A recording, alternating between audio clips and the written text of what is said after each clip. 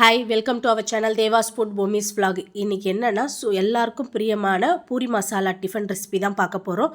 இதுக்கு என்னென்ன ingredients use பண்ணியிருக்கேன்றதை வாங்க பார்க்கலாம். எப்படி செய்யலான்றதையும் பார்க்கலாம் வாங்க.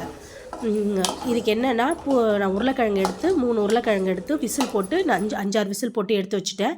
3 வெங்காயம் துண்டாக கட் பண்ணி வச்சுருக்கேன். ஒரு பெரிய தக்காளி பழம், கருவேப்பிலை 2 கொத்து, பச்சை மிளகாய் 2, இஞ்சி 1 துண்டு கட் பண்ணி வச்சுருக்கேன். 4 பல் பூண்டு சின்னதாக கட் பண்ணி வச்சுருக்கேன். எப்படி செய்யலான்னா, ஒரு கடாயில் 3 கரண்டி எண்ணெய் ஊற்றணும்.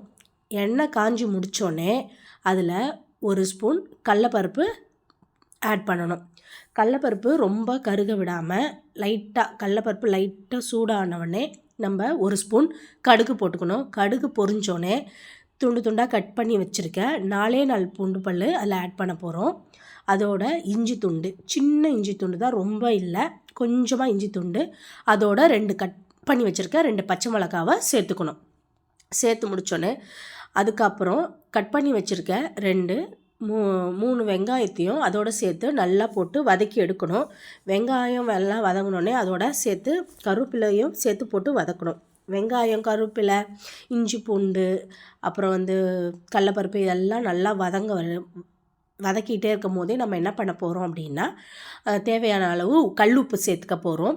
எப்போவுமே கல்லுப்பு யூஸ் பண்ணணும். கல்லுப்பு சேர்த்துக்க போகிறோம். கல்லுப்பு ஒரு பெருங்காயத்தூள், ஒரு சிட்டிக்கை பெருங்காயத்தூள், 1/2 ஸ்பூன் மஞ்சத்தூள் யூஸ் பண்ணணும். ஏன்னா பூரி மசாலா இல்லையா, அந்த ஃப்ளேவரிங் நம்மளுக்கு எல்லோ ஃப்ளேவரிங் கிடைக்கணுன்றதுக்காக 1/2 ஸ்பூன் மஞ்சத்தூள் போட்டு நல்லா கலரி விடணும். வெங்காயம் கொஞ்சம் நல்லா வதங்க வெட்டி நம்ம என்ன பண்ண போகிறோன்னா, கட் பண்ணி வச்சுருக்கோம் இல்லையா, ஒரு தக்காளி, முழு தக்காளி, அது பெரிய தக்காளின்றதுனால ஒரு தக்காளி ஃபுல்லாக, அந்த தக்காளியும் அதில் சேர்த்து நல்லா போட்டு வதக்க போடும். ஓவராக தக்காளி போடக்கூடாது.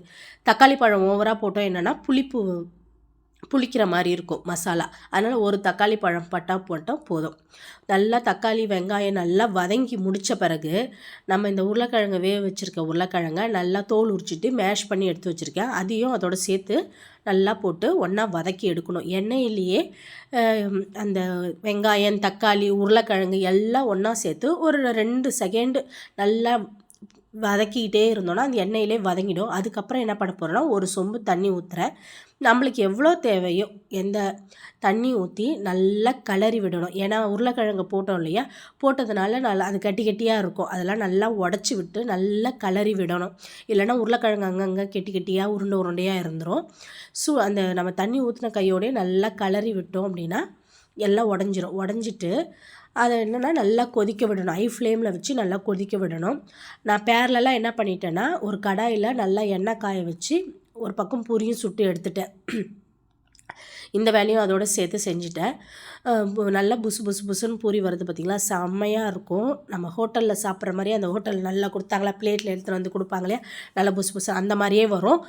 இதுக்கு இந்த பூரி மாவு எப்படி பிசைறதுன்றது நான் ஒரு பூரி சப்பாத்தி தக்காளி தொக்குன்ற ஒரு இதில் போட்டிருக்கேன். நம்ம பூரி மாவு பிசைறதுக்கு எதுவுமே பால், சுடான எண்ணெய், சுடு தண்ணி இதெல்லாம் எதுவும் யூஸ் பண்ணாமல் நார்மலாக உப்பும் தண்ணியும் ஊற்றி மட்டுமே பிசைஞ்சாலுமே இந்த மாதிரி வரும். நல்லா புசுன்னு பூரி வரும். இதுக்கு பால், தண்ணிலாம் சுடு தண்ணிலாம் ஊற்றி பிசையணுன்ற அவசியமே கிடையாது. எவ்வளோ சூப்பராக புசுன்னு வந்திருக்கு பார்த்திங்களா, செம்மையாக இருக்கும். நான் அது மாதிரி எல்லா பூரியுமே சுட்டு எடுத்துட்டேன். அதுக்கப்புறம் அதுக்குள்ளே என்ன ஆகிடுச்சுன்னா, உருளைக்கிழங்கும் நம்மளுக்கு ரெடி ஆகிடுச்சு. அந்த உருளைக்கிழங்கு பூரி மசாலா கன்சிஸ்டன்சிக்கு எனக்கு வந்துடுச்சு. இது ரொம்ப கம்மியாக இருக்குதுன்னு நினைக்காதீங்க. நான் பசங்க அதுக்குள்ளே பசிக்குதுன்னு கேட்டதுனால நான் அவங்களுக்கு கொஞ்சம் கொடுத்துட்டேன். இப்போ எனக்கு பூரி மசாலா சூப்பராக ரெடி ஆகிடுச்சு. நான் செஞ்ச பூரி மசாலா ரெசிபி எப்படி இருக்குன்றத கமெண்ட் பாக்ஸில் சொல்லுங்கள், லைக் பண்ணுங்கள். தேங்க்யூ.